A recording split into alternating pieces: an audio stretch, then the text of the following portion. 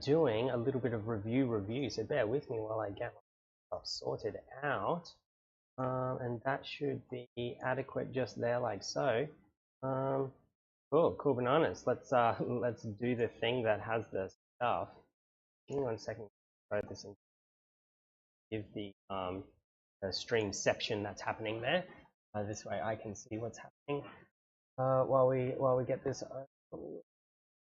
right there, like so. Right.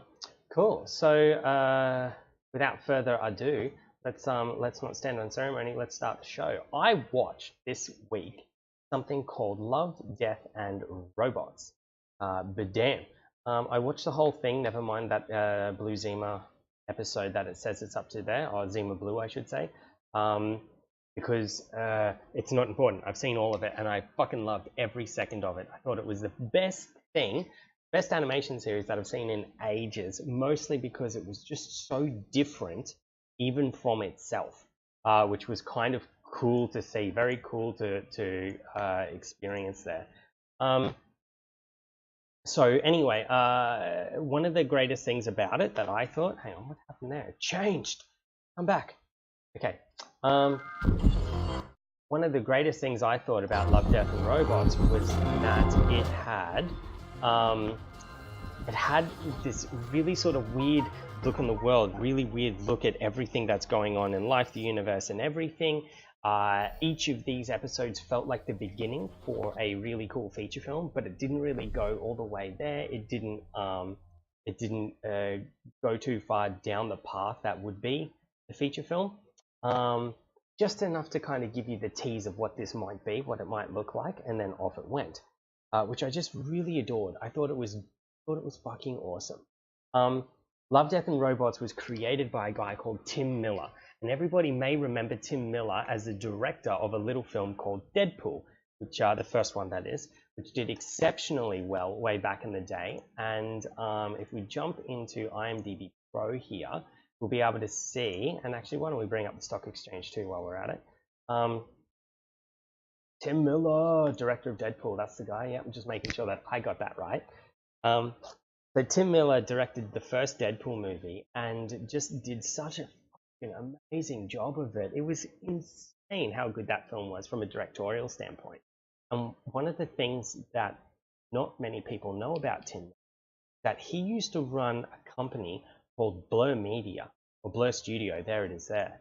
And if you go and have a look at their website, they show you what they've been working on, and you'll notice that it's mostly video game teaser trailers, particularly the big cinematic trailers that have been around for ages, for like games like Star Wars: The Old Republic, etc., etc. Hang on, what's going on here?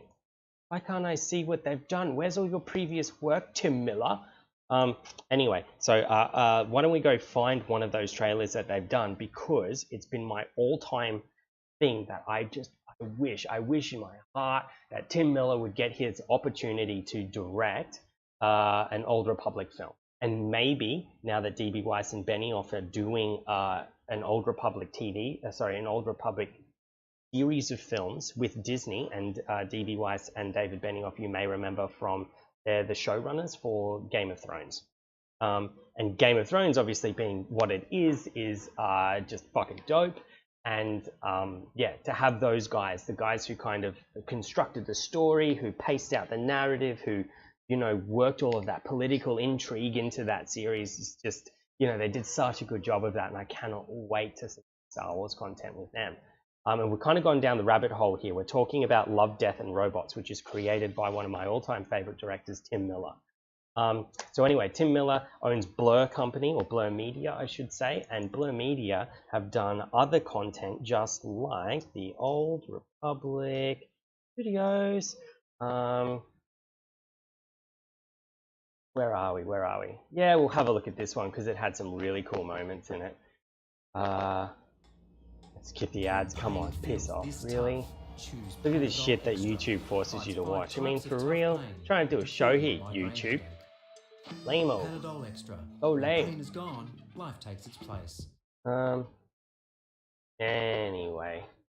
I can't do full screen because I haven't got my setup right for that, have I? So